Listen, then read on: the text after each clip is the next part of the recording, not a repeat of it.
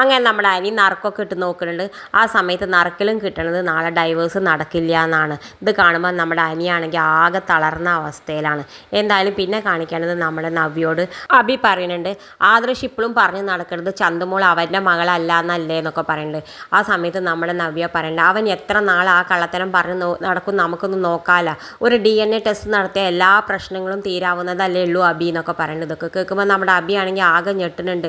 കാരണം അവൻ്റെ കുട്ടിയെന്ന് തെളിയല്ലോ എന്ന് പേടിച്ചിട്ട്. പിന്നെ കാണിക്കുന്നത് നമ്മുടെ നന്ദു അനിയും കൂടി അമ്പലത്തേക്ക് തൊഴാൻ പോകുന്നുണ്ട്. കോടതിയിലേക്ക് കേസിന് പോകാൻ മുന്നേ ഒന്ന് തൊഴാമെന്ന് വിചാരിച്ചിട്ട് പോകുന്നുണ്ട്. ആ സമയത്ത് അനാമികയുടെ അച്ഛനെയും കാണുന്നുണ്ട്. ആ സമയത്ത് കാണുന്ന സമയത്ത് നമ്മുടെ അനാമികയുടെ അച്ഛൻ ചോദിക്കുന്നുണ്ട്, നിങ്ങൾ രണ്ടാളെന്താ ഒരുമിച്ചിട്ട് ഈ അമ്പലത്തേക്ക് എന്ന് ചോദിക്കുന്നുണ്ട്. ആ സമയത്ത് നമ്മുടെ നന്ദുവിന് ദേഷ്യം വന്നിട്ട് പറയുന്നുണ്ട്, നിങ്ങൾ ഞങ്ങളുടെ കാര്യത്തിൽ ഇടപെടേണ്ട, നിങ്ങൾ നിങ്ങളുടെ കാര്യം മാത്രം നോക്കിയാൽ മതി എന്ന് പറയുന്നുണ്ട്. ആ സമയത്ത് നമ്മുടെ അനാമികയുടെ അച്ഛന് ദേഷ്യം വന്നിട്ട് ചോദിക്കുന്നുണ്ട്, ശരി ഞാൻ ഒരു കാര്യം മാത്രം ചോദിക്കട്ടെ, ഈ അമ്പലത്തിൻ്റെ നടയിൽ വെച്ചിട്ട് നിങ്ങൾ ആരെ കല്യാണം കഴിക്കാൻ പോകണം മാഡം എന്ന് ചോദിക്കുന്നുണ്ട്.